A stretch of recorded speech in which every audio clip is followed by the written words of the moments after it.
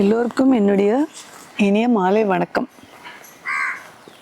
நம்ம இந்த பதிவில் பார்க்கின்சன் டிசீஸ், அது நடுக்குவாத நோய் என்பதை பற்றி பார்க்குறோம்.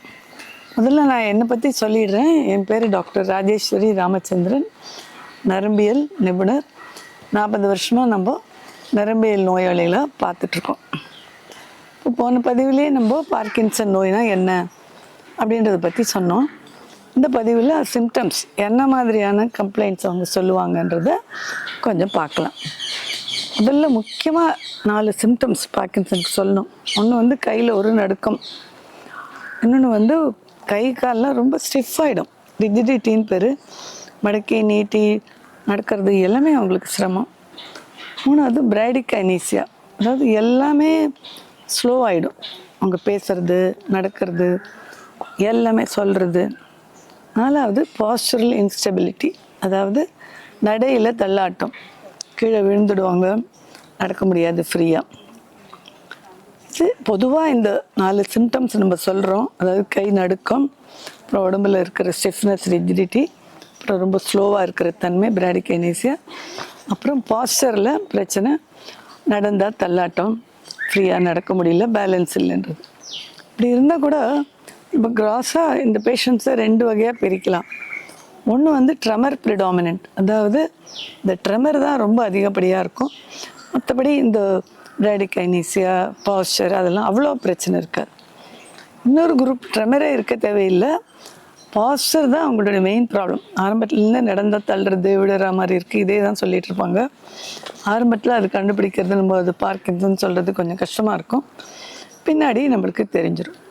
ஸோ இதுதான் மெயின் சிம்டம்ஸு. இப்போது இந்த பிராடிகைனீசியை பற்றி கொஞ்சம் விரிவாக பார்த்தா அதான் அவங்களுக்கு ரொம்ப தொந்தரவு. 1 மணி நேரத்தில் ஒரு சமையலை முடிக்கிறேன்னு சொல்கிறவங்க சமையல் வேலையே 3 மணி நேரம் ஆகிடும். அதுக்கப்புறம் ஒரு வேலையை தொடங்குறதே ரொம்ப கஷ்டம் அவங்களுக்கு, தொடங்கின வேலையை முடிக்கிறது அதை விட கஷ்டம். அப்புறம் ஃபேஸில் ஒரு எக்ஸ்ப்ரெஷனே இருக்காது, ஒரு எதுவுமே இல்லாத ஒரு முகமாக இருக்கும் அவங்களுக்கு. கையெழுத்து ரொம்ப சிறுசாகிடும், ரொம்ப பொடியாயிடும் எழுத சொன்னீங்கன்னாக்கா. ஸோ இதெல்லாம் தான் அந்த பிராடிகைனீசியாவில் பார்க்குற சிம்டம்ஸ். அடுத்தது அந்த ட்ரெமர் சொன்னோம் இல்லையா, ட்ரெமர் தான் ரொம்ப டிப்பிக்கல். பேஷண்ட்ஸ் உள்ள வரைச்சே நம்ம சொல்லிடலாம். அதாவது ரெஸ்டிங் ட்ரெமர், சும்மா இருக்கிறச்சே இருக்கும். யூஸ்வலாக ஏசிமெட்ரிக்கல், ஒரு பக்கம் தான் இருக்கும், பின்னாடி தான் 2 பக்கமும் வரும், ஜாலு கூட வரலாம். இந்த ட்ரெமருக்கு பேர் பில் ரோலிங், அதாவது இப்படி ஏதோ உருட்டுற மாதிரியான ஒரு செய்கை தெரியும் நம்மளுக்கு. சில சமயம் இது ரொம்ப வயலண்ட்டாக இருக்கும், சில சமயம் ரொம்ப சட்டிலாக இருக்கும். பேஷண்ட்டுக்கு பேஷண்ட் இது வித்தியாசப்படும். ஏதாவது ஒரு வேலை செய்ய போகிறச்சு இந்த ட்ரெமர் குறைஞ்சிடலாம், அப்போ இல்லாமல் இருக்கலாம். அதுக்கப்புறம் பின்னாடி போக போக இந்த கை, இந்த கால், அந்த கால், ஜா எல்லாமே அஃபெக்ட் ஆகலாம்.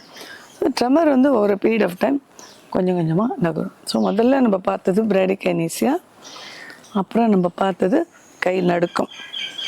3வது அந்த ரிஜிடிட்டி சொன்னோம். ரிஜிடிட்டினா என்னன்னா ஒரே ஸ்டிஃபாக இருக்கிறது. நம்ம இப்போ ஸ்ட்ரோக்கெல்லாம் ஸ்பாஸ்டிசிட்டின்னு சொல்லுவோம். ஒரு குரூப்பில் தான் ஸ்டிஃப் இருக்கும். ரிஜிடிட்டியில் எல்லா மசிலும் ரொம்ப ரொம்ப ஸ்டிஃபாக இருக்கும். சில சமயம் நம்மளால் கையை மடக்கி நீட்டுறதே ரொம்ப சிரமமாக இருக்கும். காக்வில் ரிஜிடிட்டின்னு சொல்லுவோம். அப்படி அப்படி அப்படி ரிஜிடிட்டி விட்டு விட்டு விட்டு வர்றதுக்கு வாய்ப்பு இருக்குது. 4வது இந்த பாஸ்டரல் இன்ஸ்டெபிலிட்டி சொன்னோம். இந்த பேலன்ஸ், நடந்தால் தள்ளுறது, அவங்களுக்கு ஒரு குனிஞ்ச மாதிரி ஒரு நடை, இப்படி பின்னாடி தான் விழுவாங்க அவங்க.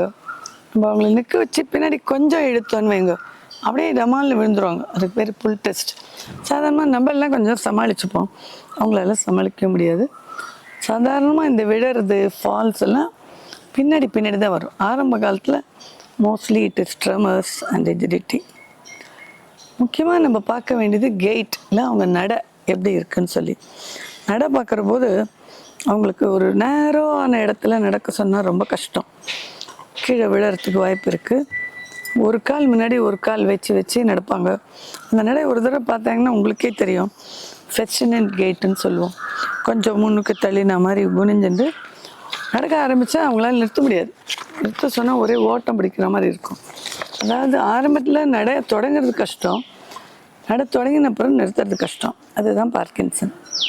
இது தவிர அவங்களுக்கு இந்த மாத்திரைகள் தொடங்கின உடனே ஆன் ஆஃப் அப்படின்றது ரொம்ப தொந்தரவாக ஒன்று இருக்கும். அது மாத்திரை கொடுத்தா இந்த ரிஜிடிட்டி குறையிறது, ட்ரமர் குறையிறது, ஈஸியாக நடக்கிறது, அதெல்லாம் திடீர்னு நின்று போயிடும். மாத்திரை வேலை செய்யாது. அதுக்கு பேர் ஆஃப் ஃபினாமினா. ஸோ நாள்பட ஆன் ஆஃப் டைம் வரும். ஆஃப் பீரியட் வந்தோடனே அவங்க நடமாட்டத்துக்கு ரொம்பவே கஷ்டப்படுவாங்க. ஸோ இதுக்கு பேர் தான் மோட்டார் ஃப்ளக்சுவேஷன்ஸ்னு பேர். அதாவது இப்போ டோப்பா ஒரு ரொம்ப எஃபெக்டிவ் பவர்ஃபுல் மருந்தாக இருந்தால் கூட பின்னாடி காலத்தில் இந்த ஆன் ஆஃப்னால அவங்க ரொம்ப சிரமப்படுவாங்க. ஸோ நம்ம இப்போது பார்த்தது எல்லாமே மோட்டார் சிம்டம்ஸ், ரிஜிடிட்டி, ட்ரமர், அவங்க கெயிட்டு, எக்ஸ்ப்ரெஷன்லெஸ் ஃபேஸ், பொடியாக எழுதுறது, மைக்ரோகிராஃபி, இதெல்லாம் தான். உங்களுக்கு இது புரிஞ்சிருக்கும்னு நான் நினைக்கிறேன்.